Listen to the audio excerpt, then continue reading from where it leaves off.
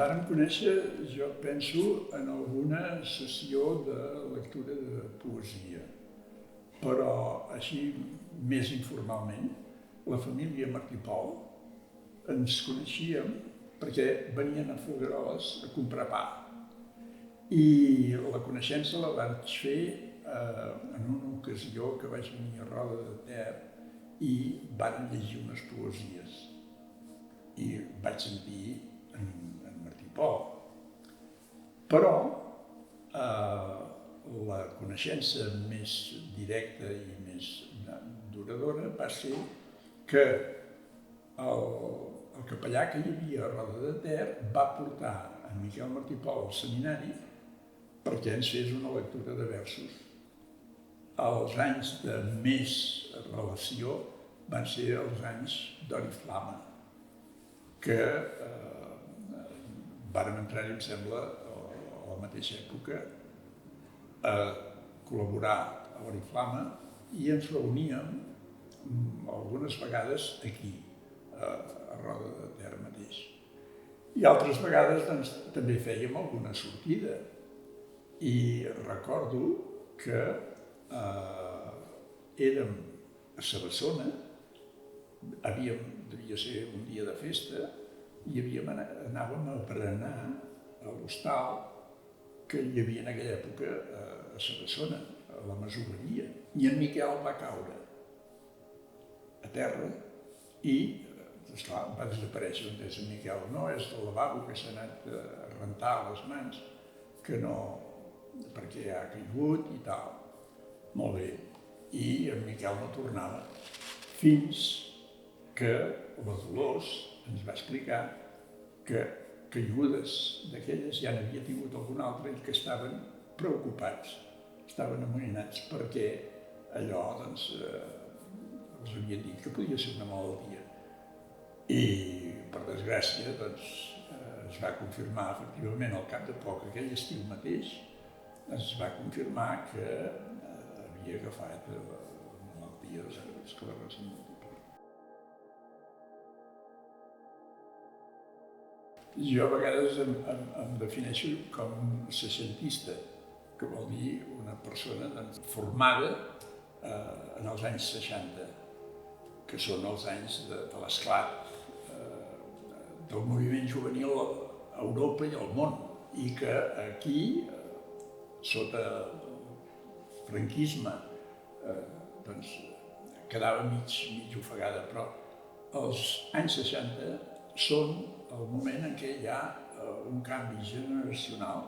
La guerra de Franco ja queda molt enrere i entra, en canvi, tot el moviment d'Europa i dels Estats Units, el moviment dels anys 60. I penso que va ser la confluència d'aquests factors que va fer que ens trobéssim gent d'edat diferent. Jo era entre els més joves, però que participàvem d'aquest neguit de canviar les coses. El moviment estudiantil universitari es va anar estenent a tots els països i també, desgrat d'aquí, de la dictadura franquista, aquí també es va formar en la clandestinitat i la semiclandestinitat.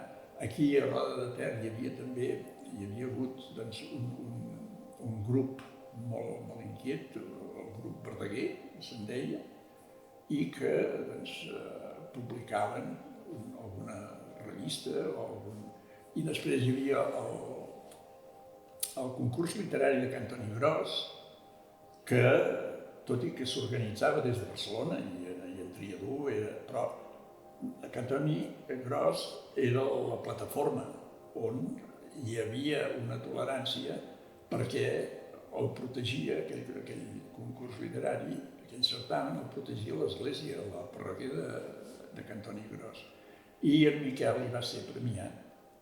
I a partir d'aquell premi va entrar, en el circuit de llibres que els publicaven editorials de Barcelona, perquè el Premi Ossa Menor també formava part d'aquest moviment, crec. I el Premi de Cantoni Gros doncs, també va donar-li un nom i una presència entre els escriptors catalans. La meva era la formació que jo a 10 anys em van portar al seminari, que en aquella època era la Gleva, i es deia el Seminari Menor. I allà hi vaig estudiar 3 anys perquè el quart any ja varen traslladar el seminari a Vic, perquè varen construir el seminari nou. De manera que retòrica i literatura i història, això ho vaig fer a Vic. I esclar, jo també era de Folgueroles.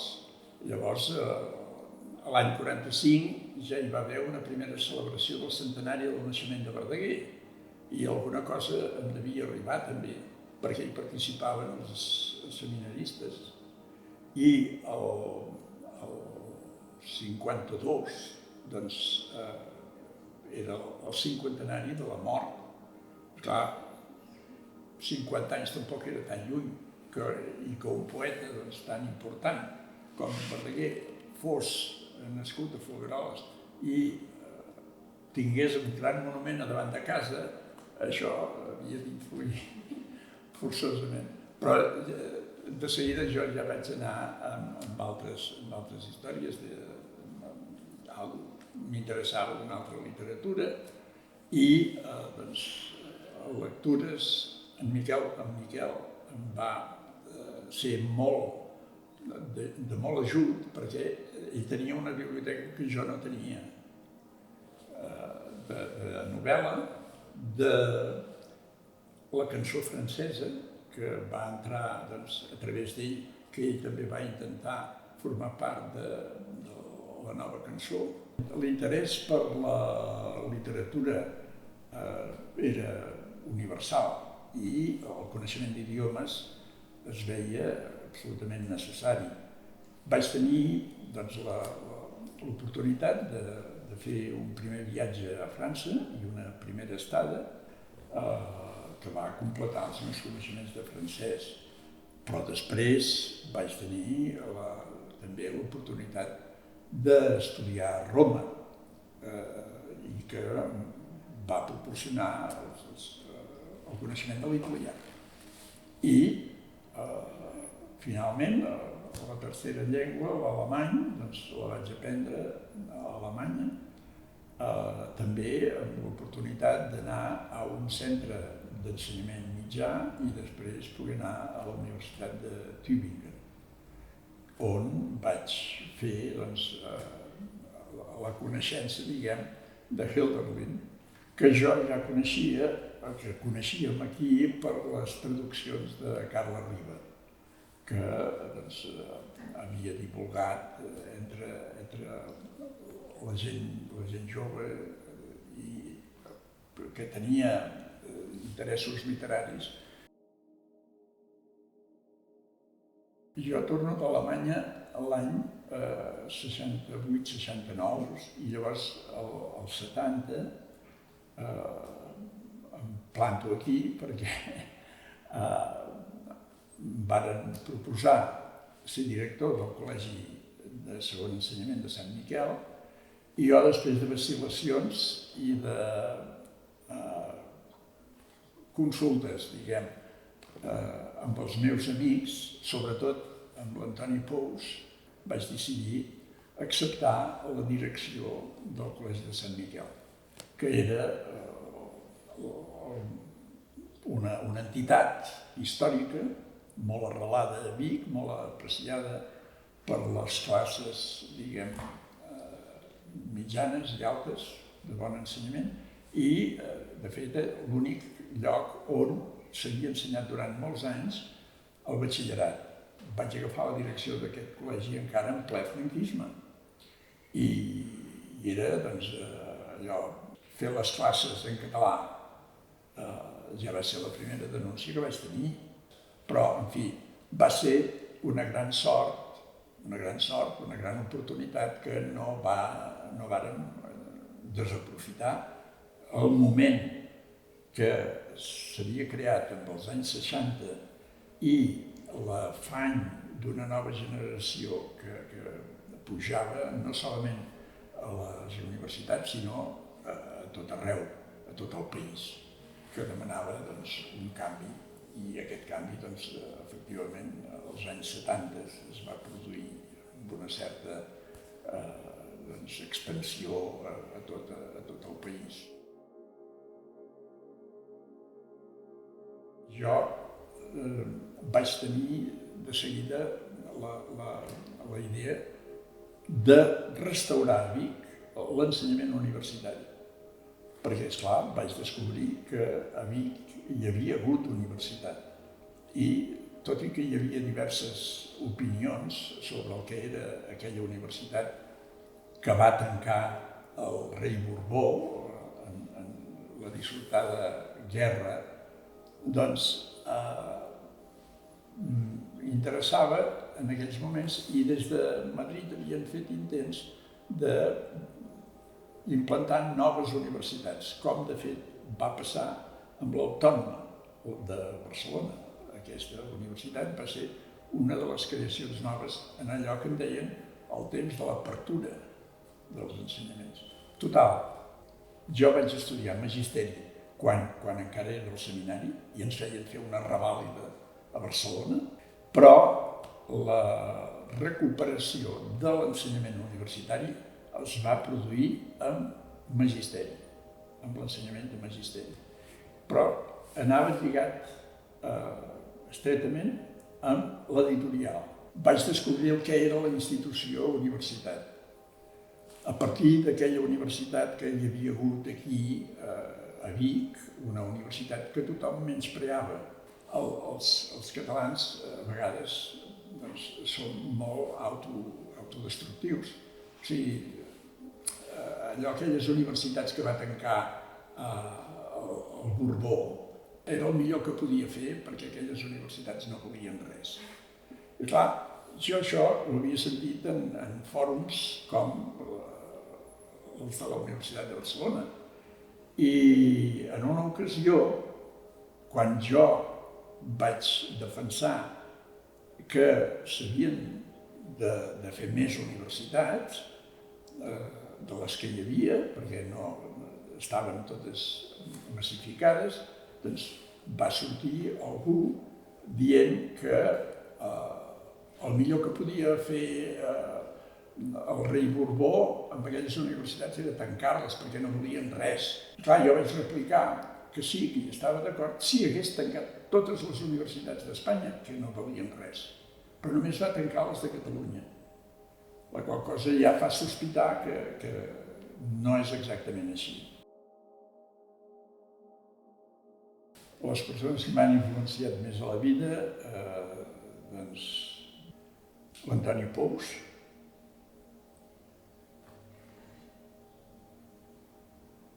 Josep Junyent, els del grup de Vic, Segimon, Serrallonga.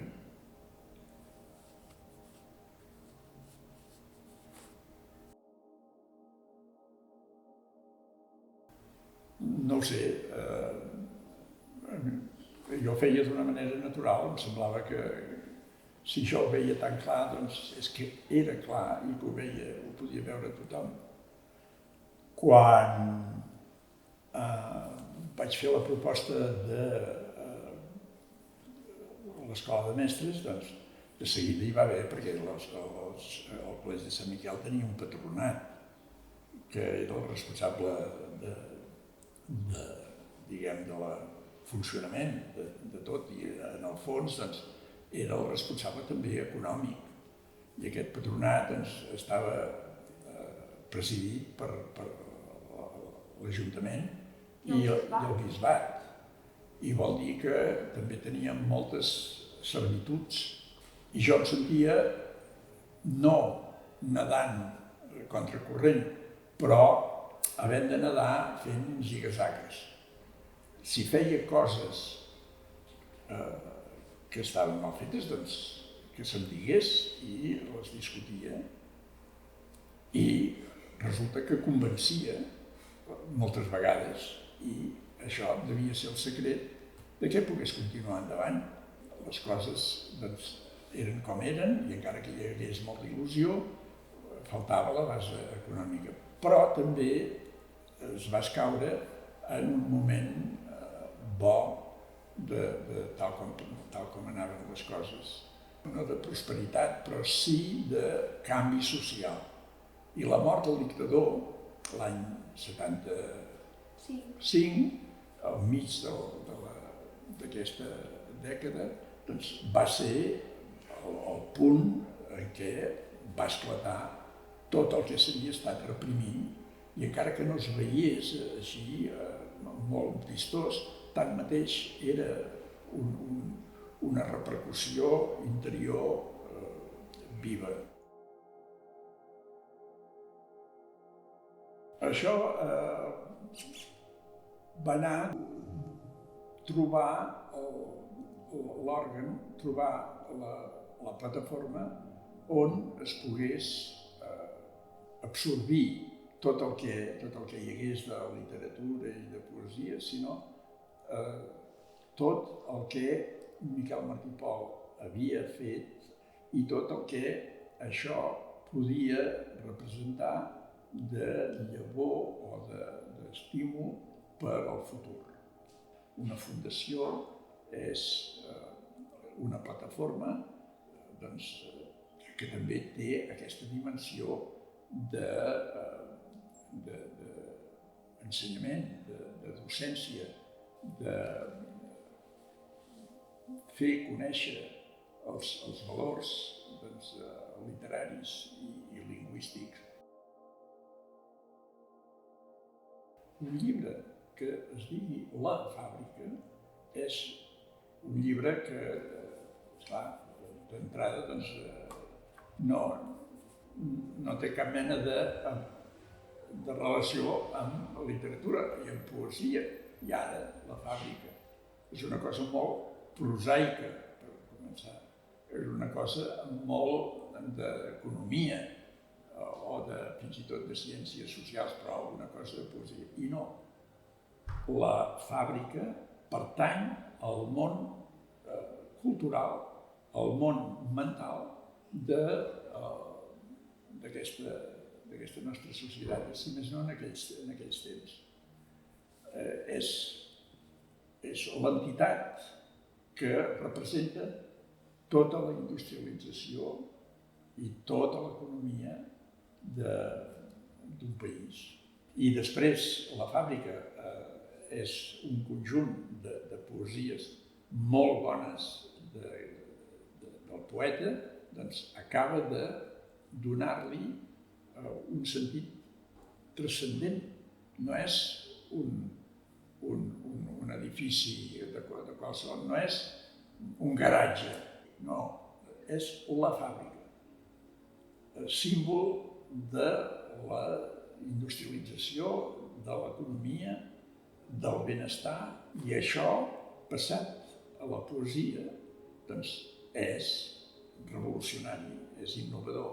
No hi ha cap altre cas de poeta o de poesia que sigui com La fàbrica de Miquel Martí i Pol. I amb això coincidíem Johannes Häsler, el professor alemany, que d'entre tots els llibres de Miquel Martí i Pol va traduir-ne un, que és aquest, La fàbrica.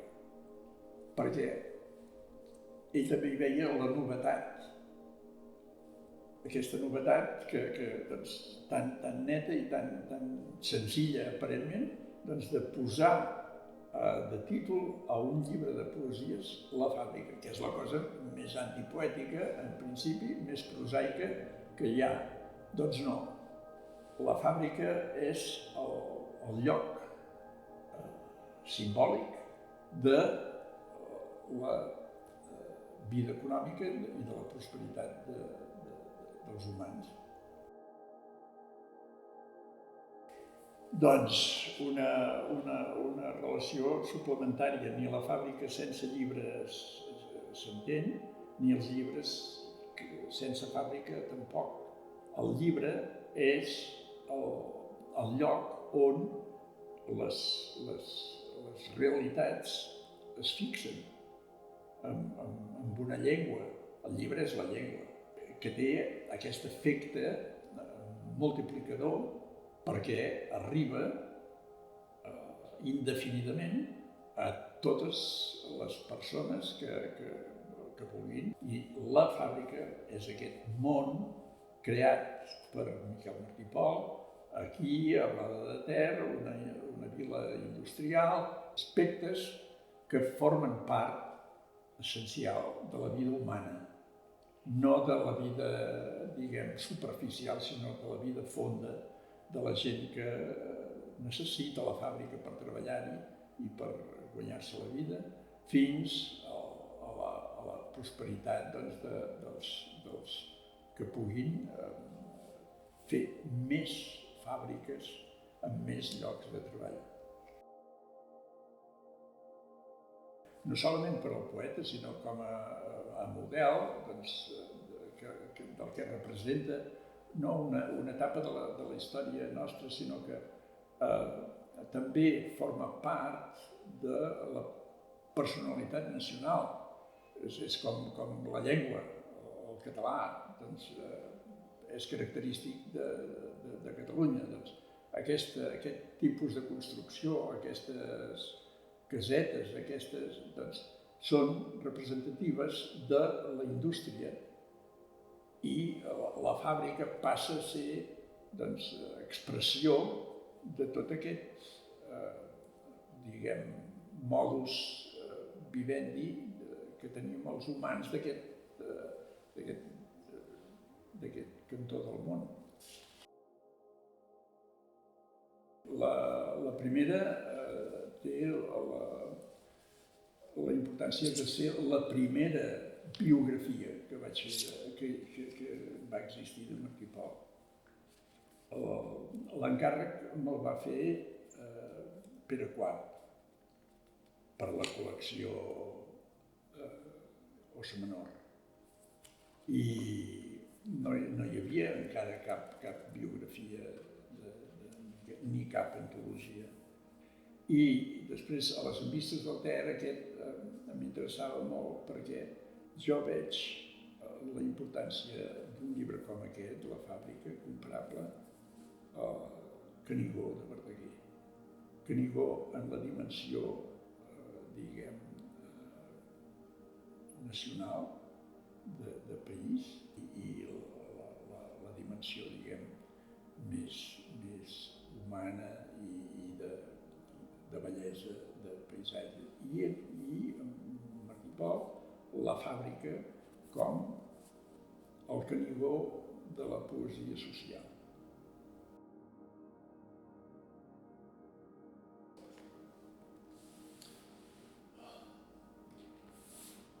Tinc una visió positiva de país, m'agrada el meu país, tot i que no m'agrada, al contrari, em desagraden molts representants d'aquest país. No és que m'agradi només perquè és el meu, que també, sinó perquè és un país que té coses que altres països no tenen. Per exemple, no tenen un poeta com Martí i Pol que és capaç d'escriure un llibre de poesies que es diu La fàbrica. O bé, un poeta que és capaç d'escriure Canigó.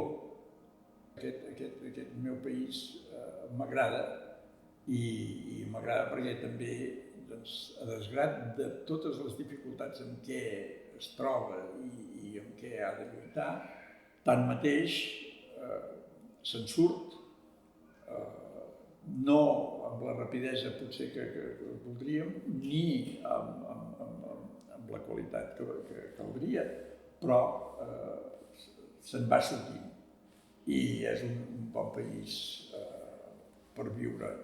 Jo ja hi he viscut molts anys, ja no me'n queden gaires per viure-hi, però espero que també seran bons.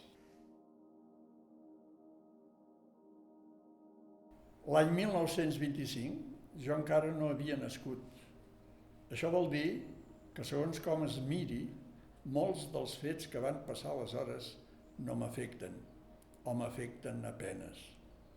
Renuncio, doncs, a narrar pel menut les foteses que m'han contat després. Ara m'importa deixar dit que aquell any s'inaugurà la fàbrica.